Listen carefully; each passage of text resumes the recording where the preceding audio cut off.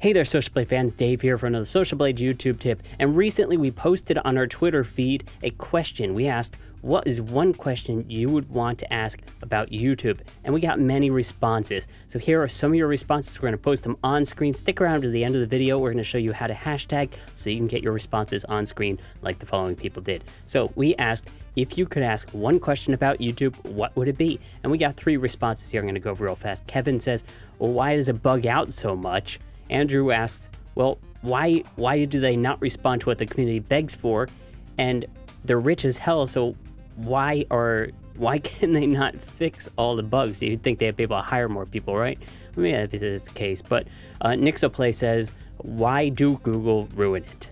Well, there's actually a lot of 50-50 choice on this. I personally think that YouTube has gone a good direction. I think it's far better than it was originally, but you know, it's such a massively used website. There's a flood of people using it that if they change one little thing, such as remove the thumbs up or thumbs down button, you're going to get a huge amount of people complaining. More so, you're going to get more complaints than you are going to get compliments. And the reason being is because people always take the time to complain over than reviewing and saying, hey, great job. But you know, it's just a flooded website, so you're going to get a lot of feedback on any little change, and it's just how it is going to be. So let's move on to more of these reviews here. We got these more comments. Ray says, why do they always change the layout? Joshua says, are you intentionally making these changes everyone hates? And William says, what goes through the mind when they make these new layouts? And once again, there's a lot of different changes that can go into a website like YouTube. And with any website, of course, you want to sort of change it throughout the years. I mean, look at Social Blade. We had one layout, and then we moved to a drastic new layout. And we're always looking into new ways to improve and add to it so that the content is always fresh and the layout is always fresh. And people tend to come, and it drives more traffic in the end. It also makes you sort of more, I don't know, willing to look at the website. I'm not going to stick around a website that looks like it was made in 1980 or something like that.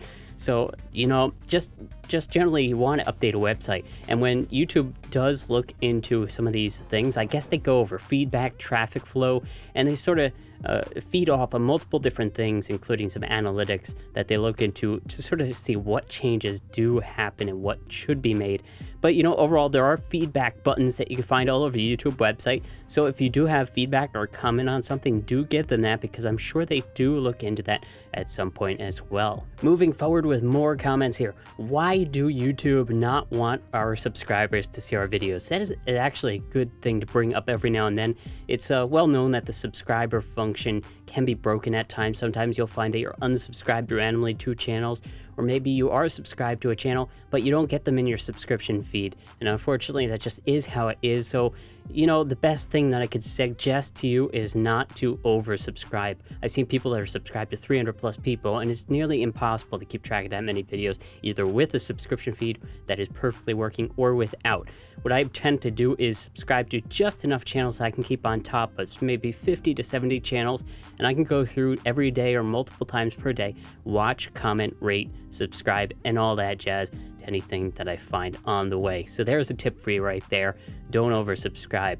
Another one we got, can you promote one of my videos on the front page of the website for a week? Well, YouTube does promote a lot on the front page of YouTube. The best way to do that is actually SEO everything. Go and get a book. It's at socialblade.com/book. And this will go over some tips. Our buddy Tim Schmoyer made this. It goes over how to optimize your titles, your description, your tags, how to promote, and all other different things, including how to better produce your content so that people are better, more involved, and will watch you for the full length of the video, which will search rank you up, and eventually it may go on the front page of YouTube. So there's a tip for you there. socialblade.com/book is the place to get that. Elbow Edits asks, how much does YouTube make in a year? Well, that's a great question, actually, but we don't know specifically, but we can get estimates, and the best place to do that, of course, socialblade.com. You can search YouTube there, find their channel stats, their estimated earnings, a bunch of different stats there, so check it out.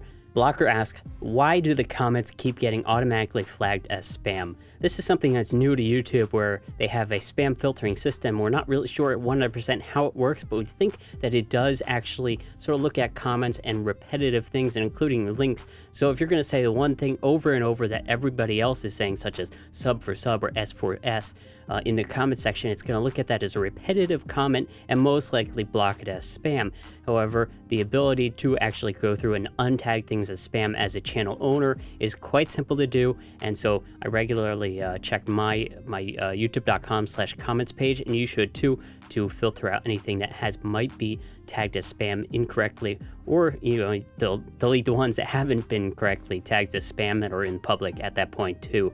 Finally, Michael asks, why does YouTube not understand fair use? Well, YouTube actually does realize fair use, and it's sort of one of those gray areas of the law, and you can't really back it up in a legal sense, but fair use allows you to use certain content in some ways, but most of the time it's just sort of one of those iffy things. So if you can get royalty-free media, that's probably the best, or just produce it yourself. If you got a camera or a webcam, produce your own content, and you're good for sure in both legal and any other way.